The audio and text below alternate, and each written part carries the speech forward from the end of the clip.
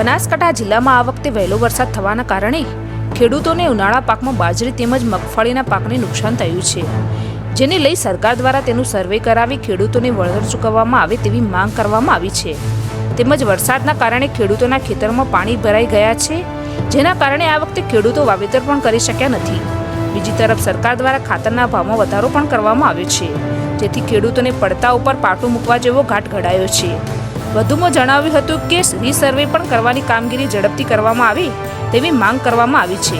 તેમજ અમીરગઢ તાલુકામાં બજરીનું ખનન થતું હોવાથી આ ખનન બંધ કરવામાં આવે નહીં તો પાણીના તળ પણ ઊંડા જશે તેમ ખેડૂતોએ જણાવ્યું હતું। આ 4 મુદ્દાઓને લઈ ભારતીય કિસાન સંઘ દ્વારા મામલતદારને આવેદનપત્ર આપવામાં આવ્યું હતું।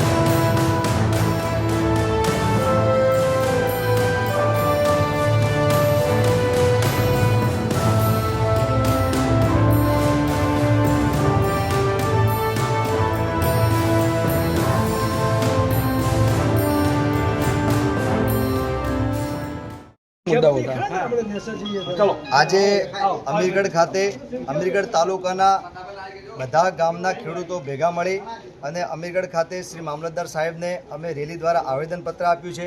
એ આવેદનપત્રના અંદર અમારા મુખ્ય 4 મુદ્દા છે। આ વર્ષે જે પણ ખેડૂતોએ ઉનાળુ સિઝનની વાવેતર કર્યું હતું એમાં મગફળી અને બાજરી તો વરસાદ દર વર્ષ કરતાં 15 દિવસ વહેલો આવ્યો, તેના કારણે ખેડૂતોની મગફળી અને બાજરી સંપૂર્ણપણે નષ્ટ પામી છે અને અમુક લોકોએ વરસાદ સતત ચાલુ રહેવાના કારણે નવું વાવેતર પણ કરી શક્યા નથી અને કોઈકે એમની સગવડ વગર વાવેતર કર્યું છે તો એના અંદર બીજા રાઉન્ડના અંદર એટલો બધો વરસાદ પડ્યો કે જેના કારણે ખેતરના અંદર પાણી ભરાઈ ગયું છે, તેથી જે નવું વાવેતર કર્યું છે એ પણ નિષ્ફળ ગયું છે। એના માટે અગાઉ પણ અમે મામલતદાર સાહેબશ્રીને અને પાલનપુર કલેક્ટર કચેરીએ આવેદનપત્ર આપ્યું હતું કે અમારા ઝડપથી સર્વે કરી અને ખેડૂતને સાચો ન્યાય મળે, પણ તે કામગીરી હજુ સુધી પૂર્ણ થઈ નથી। તેના માટે અમને એ પણ મુદ્દો લીધો છે કે ઝડપથી કામગીરી પૂર્ણ કરી અને અમને એનો ન્યાય મળે। સર્વે કરીને પછી બીજા નંબરનો અમારો પ્રશ્ન છે કે આજે ખેડૂતોના રીસર્વેના 9 વર્ષથી કામ ચાલી રહ્યું છે, પણ હજુ સુધી ખેડૂતોની હજારો અરજીઓ પેન્ડિંગ પડી છે। તેનું પણ સરકાર ધ્યાને લઈ અને તરતને તરત કોઈ એવી ટીમ ગોઠવી અને એ રીસર્વેનું કામગીરી પૂર્ણ કરશે એવી અમને સરકાર જોડેથી આશા રાખીએ છીએ।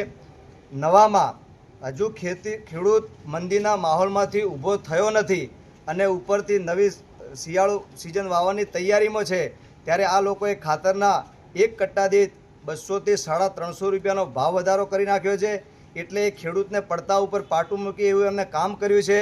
એ અમને શીઘ્રથી અતિશીઘ્ર એમને આ ભાવ વધારો પાછો ખેંચવો પડશે। એના પછી અમારો ચોથો મુદ્દો છે કે અહીંયા આગળ ખેડૂતની જીવનદોરી સમાન બનાસ નદી વહી રહી છે। એના અનુસંધાને અમે વારંવાર મામલતદાર કચેરીએ, કલેક્ટર કચેરીએ અમે આવેદનપત્ર આપ્યું છે કે અહીંયા આગળ બજરીનું જે ખનન થાય છે એને રોકવામાં આવે।